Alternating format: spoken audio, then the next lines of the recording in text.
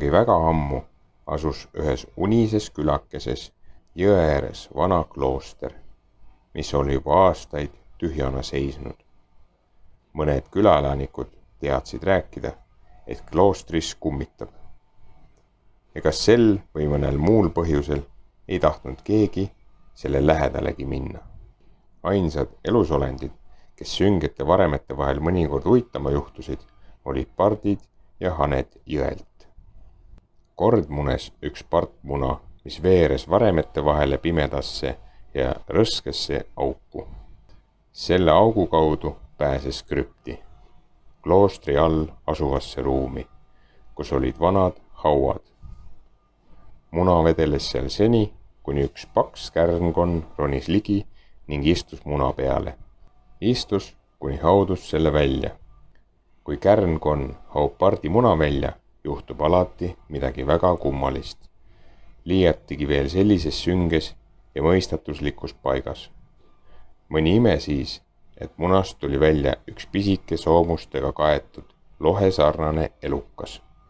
Tema tiibu katsid rohelised suled ning tal oli 4 soomustega kaetud jalga ja pikk piitsasarnane saba.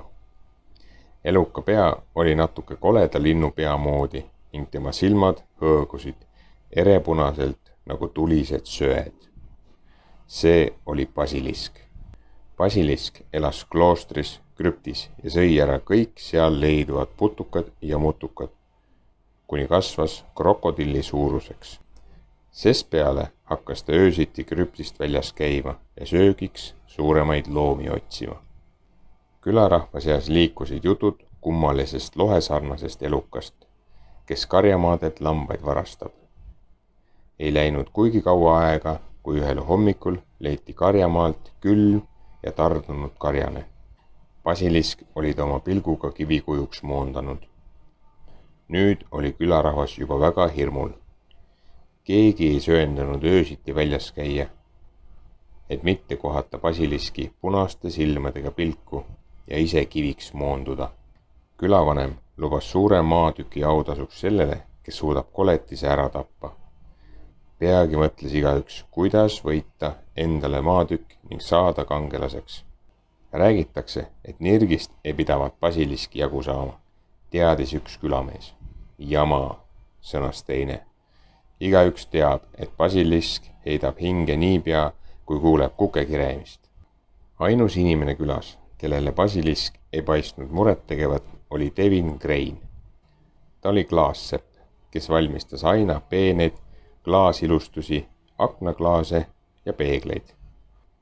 Basilisk läheb üks päev ise minema, küll te näete, ütles ta. Teised külaelanikud aga proovisid eluka võitmiseks igasuguseid imevigureid. Üks külamees kogus hulga nirke ning lasi need koopaavast sisse. Nirkidele ei paistnud basiliski tige pilk tõepoolest mõjuvat. Küll aga sõi basilisk kõik nirgid ära, ilma et oleks ainsatki järele jätnud. Teine vapper mees viis basiliski koopasse kuke. Külaelanikud kuulsid kuke kiremist, ent nägid seejärel toda meest koopast välja tidumas nii kiiresti, kui jalad kandsid. Elajas muutis kuke kivikujuks, ähkis ta.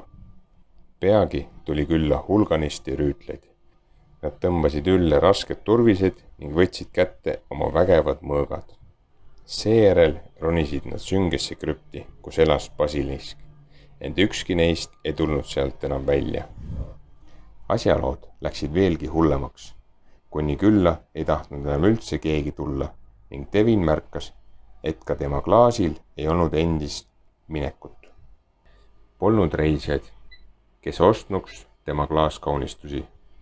Külaelanikud olid aga oma aknad laudadega kinni löönud, et basilisk ei saaks sisse vaadata ning aknaklaasi ei olnud neil ülepea tarvis. Mul on sellest basiliskist kõrini, mõtles Devin. Teen nii, et ta siit lõplikult kaob.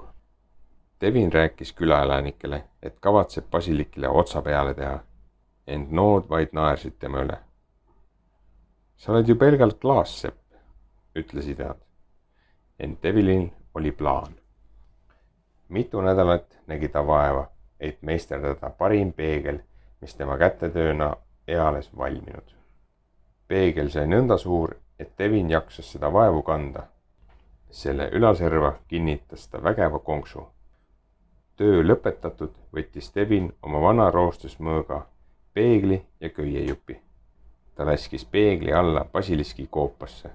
Kui basilisk omaenda peegelpilti vaatab, muudab ta iseennast kivikujuks. Devin istus auguserval ning ootas, kuni kuulis basiliski peegli juurde vonklevat.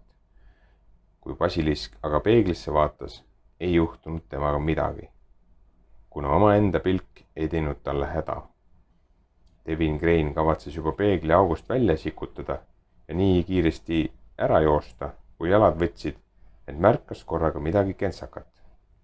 Basilisk sisises ja sülitas peeglisse. Nokataoline suu pärani küünistas ja tagus ta peeglit raevukalt. Ta arvas, et peegelpilt on teine basilisk, mõtles Devin. Ta hoidis peeglit samal ajal, kui basilisk seda togis ja kriipis. Ääre pealt oleks Devin peegli maha pillanud, ent klammerdus selle külge kõigest jõust. Basiliski võitlus oma peegelpildiga kestis mitu tundi, kuni basilisk oli ramp väsinud. Valjult ohates kukkus ta pikali. Tema surma toovad silmad olid nüüd kinni ning ta suutis end vaevu liigutada. Devin Crane hüppas välkkiirelt basiliski koopasse. See oli täis kangelaste kivikujusid. Need on vist rüütid, kelle basilisk kiviks moondas, mõtles Devin. Basilisk kuulis Devinit lähenemast ning möörigas. Tema silmalaud juba liikusid, ent enne, kui ta oma silmatavad jõudis, lõi Devin teda oma vana roostusmõõgaga. Niipea, kui mõõg koletise keha puudutas, muutus too kiviks. Külaelanikud olid uudist kuuldes väga rõõmsad. Külavanem andis Devin Crane'ile maalapi ning Devin ehitas sinna uue klaasikoja. Ka kaugest paigust tulid nüüd tema juurde inimesed, kes tahtsid osta klaasist basiliski kujusid ning kuulda lugu sellest, kuidas Devin koletisest võitu sai.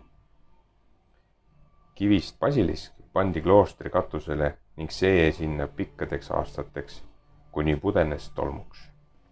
Tänapäevalgi ei pea selles unises külakeses mitte keegi parte ega söö pardimune, sest mine tea, äkki koorub mõnest munast järgmine hukatust toov basilisk.